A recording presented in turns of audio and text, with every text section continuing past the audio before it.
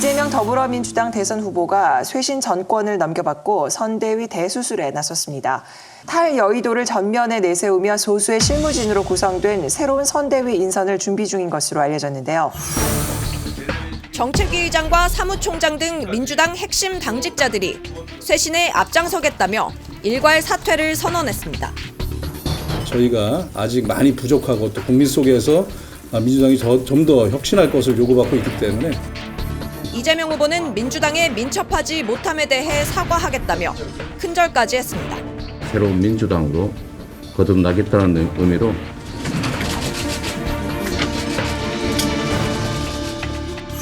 이재명 후보가 지금 당의 선대위의 불만을 토로하면서 이제 해체하면서 이제 앞으로는 민주당의 이재명이 아니라 이재명의 민주당이 되겠다. 민주당의 이재명이 아니라 이재명의 민주당으로 만들어 가겠습니다. 이재명! 라는 말은 좀 즐거웠어요. 아니 이재명 후보가 민주당의 이재명 후보지, 그리고 민주당에서 선출된 그 후보이지, 이재명 후보가 뭐 민주당을 창당한 사람은 아니거든요. 근데 물론 뜻은 이제 지금까지의 민주당의 모순된 부조리한 모습을 넘어서서 새로운 민주당을 만들겠다라는 뜻으로 이제 좋게 해석을 하면 그렇게 말을 좀 꾸며서 했어야지, 당에 있는 사람조차 불만은 물론이고 위험스럽게 생각을 합니다.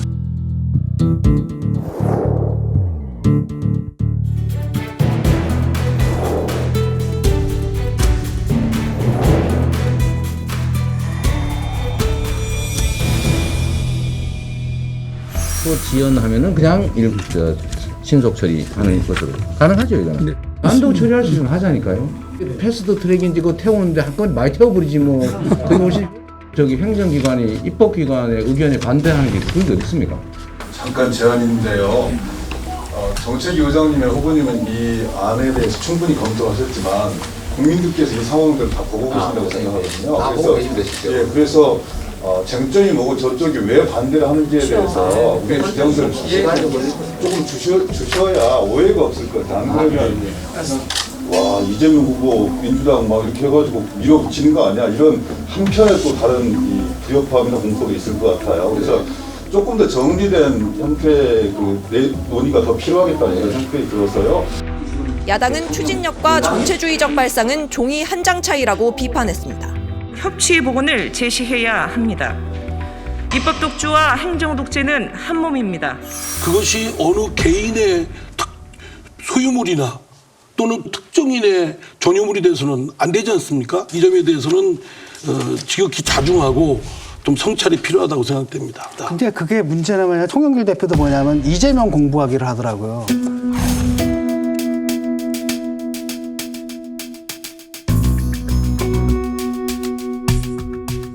홍보전을 하는 거죠. 당대표가 그런 얘기를 했어요. 네. 당대표 그래가지고 이재명 전기 있잖아요. 말이 안 되는 얘기를 하는. 그거를 갖다 당원들한테 학습을 시키라고 막 이런 얘기를 하고 있고. 그러니까 이걸 딱 보게 되면 이거 뭐야? 그러니까 우리한테 굉장히 그 자유민주주의 국가에서는 굉장히 이질적이잖아요. 이런 게 저는 굉장히 금방 느끼거든요. 미학을 전공해서 그런지 금방 감성적으로 이거 뭐야? 이거 뭐야? 그다음에 선거 전 하는 것도 보게 되면 뭉클 울컥 왈칵이에요. 뭉클 울컥 왈칵. 맨 20파조거든요. 스탠드에 대하여 경례. 이재명 후보가 연평도 포격으로 희생된 전사자 묘역 앞에 머리를 숙였습니다. 부인 김혜경 씨는 참배 중 뒤돌아 눈물을 훔치기도 했습니다. 제가 어제 청주에 이제 시장을 갔다가 또 그저께는 논산 시장을 갔다가 95세씩이나 되는 어르신이 물건 조금 팔아보겠다고 시장 바닥에 쭈그리고 앉으셔서 저를 끌어안고 우시는 분도 계셨습니다. 없는 사람, 가난한 사람은 좀 살 수 있게 해달라.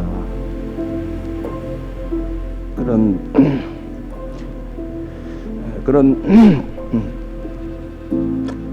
분들의 그 눈물을 제가 정말로 가슴으로 받아 안고 가고 있는지 그런 생각이 들었습니다. 사람들로 하여금 뭉클울컥하게 만들어야 되는데 자기들이 뭉클울컥하고 그러니까 자기들이 바라는 효과를 자기들이 막 인위적으로 연출한다는 느낌이 좀 들잖아요. 그래서 그게 드라마를 보면 그런 거 있잖아요. 너무 슬픈 장면인데 주인공이 안 울어. 그럼 시청자가 울게 되는 경우가 있어요. 개그맨도, 맞아요. 예. 개그맨도 자기는 안 웃잖아요. 남들이 웃잖아요. 제가 그 지금 드라마 말씀하셔서 기억나는 게 있는데요. 몇 년 전에 이제 모 방송에서 나의 아저씨라는 아이유가 그 고시원 조그마한 방에 어두컴컴하게 들어가서 21살 먹은 아가씨가 딱 커피포트에다가 그 믹스 커피를 몇 개를 탁 타서 그걸 먹었습니다. 알바에서 그 남은 음식 갖고 온 거 비닐로 싸온 걸 가지고 아무 대사도 없습니다. 그 장면만 딱 보여주고 맙니다. 유통기한 지난 거 먹는 거죠. 예. 그 장면 때 저 진짜 지금까지도 눈물이 나요. 지금도 나시는 것 같아요. 그래야죠. 그죠? 아무 대사도 없고 설명도 할 것도 없고 그냥 그 장면 하나로 그 21살을 먹은 아가씨가 얼마나 공공하고 힘들고 하나 이런 거에 대해서 시청자들한테 울림을 주고 있다고 생각되거든요. 제가 보기에는 이재명 후보는 세 가지 전략을 쓰고 있는 것 같아요. 하나는 이제 탈 문재인인데 탈 문재인을 위해서 뭐 부동산 정책도 비판하고 그다음에 조국에 대해서도 우리가 뭐 조국도 책임질 건 책임져야 된다 이런 얘기를 하면서 근데 이 정도는 아직까지는 이 굉장히 연성화된 탈피라고 생각을 해요. 이게 더 만약에 지지도가 떨어지거나 그러면 강성 지지자들에 대해서 어떤 식의 태도를 보일지가 궁금하고 차별화하려면 처음부터 차별화했어야죠. 그죠? 예를 들어서 문재인 정부에서 부동산 정책이 어떻게 한다. 그럼 그 당시 비판하고 다른 대안을 내놨어야죠. 그땐 가만히 있다가 그땐 맹종하고 있다가 지금 와서 마치 임기 몇 개월밖에 안 남은 문재인 대통령이라고 약하다 생각하고 그 틈새를 파고들어서 나는 이렇게 달라요 라고 하는 건 속임수입니다. 그건 100% 저도 동의합니다. 조국 사태에 대해 비판할 때 맞습니다. 그때 했어야죠. 네. 저도 그때 비판 못했어요. 뭐 개인적으로 친하고 또 긴가민가 했고 분명히 부족한 거에 대해서 국민들이 평가를 했지 않습니까? 문재인 정부의 공과 과가 있다면 그 과는 내 책임 아니다. 무조건 문재인 대통령 책임이다라고 밀어넣는 건 오히려 더 비열한 것이다라고 생각합니다. 차별화는 해서는 안 되고 오히려 그걸 떠안고 오히려 성찰을 하고 내가 대통령 되고 어떤 정부를 구성하게 되면 어떠한 과는 범하지 않겠다. 이렇게 제시를 하는 게 국민들한테 오히려 호응도가 높지 않겠습니까? 두 번째는 이분이 이제 또 다른 코드가 감성 코드인 것 같아요. 예를 들면 연평도 포경 11주년인가 거기 가서 부인이 뭐 눈물을 닦는 그런 모습, 본인이 또 뭐 어느 좌판에서 90대 뭐 노인께서 뭐 파는 걸 봤는데 하면서 목이 메인 듯한 뭐 말을 잊지 않는 듯. 그건 보는 사람이 그걸 보고 울컥해야 되는데 그러니까요. 울컥하지가 않잖아요. 울컥하지 않아요. 얘기하는 본인이 게 감성 모드, 저 감성팔이 시작하시는구나 라는 생각이 들고 또 하나는 이제 하방 모드인 것 같아요.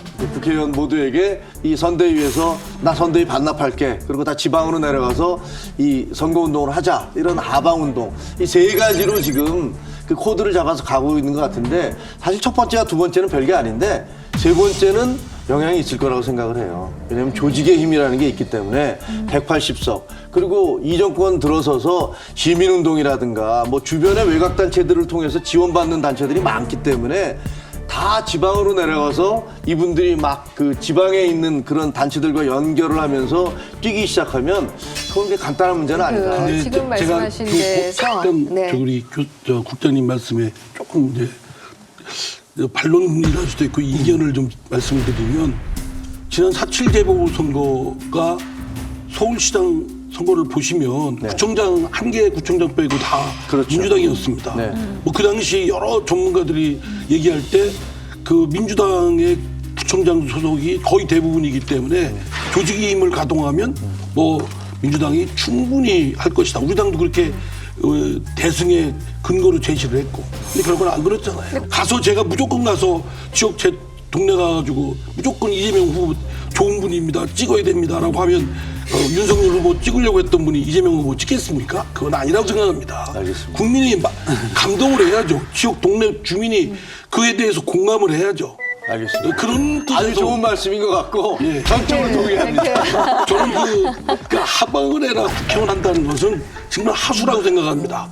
그 국회의원들도 우리 민주당이 소위 의원들로 메모드다라고 하고 무슨 공동선대위원장이 12명이나 되냐 이런 소리까지 들으면서 만든 건 경선 때 치열했기 때문에 이를 마무리하고 치유하기 위해서 여기저기 다 경선 캠페인을 사람들을 모아가지고 만든 겁니다. 그리고 한 3주 정도 됐어요. 그리고 무슨 일을 합니까? 지금 뭐 길거리 나가서 할 수 있는 일은 없어요. 선거법상. 국회의원이 나가서 피켓 듭니까? 뭐 플래카드를 듭니까? 근데 갑자기 뭐 선대위가 뭐 일을 못한다는 등 효과적이 아니라는 등 하는데 공부 못하는 학생이 꼭 선생님 탓해요. 참고서 뭐라고 하고.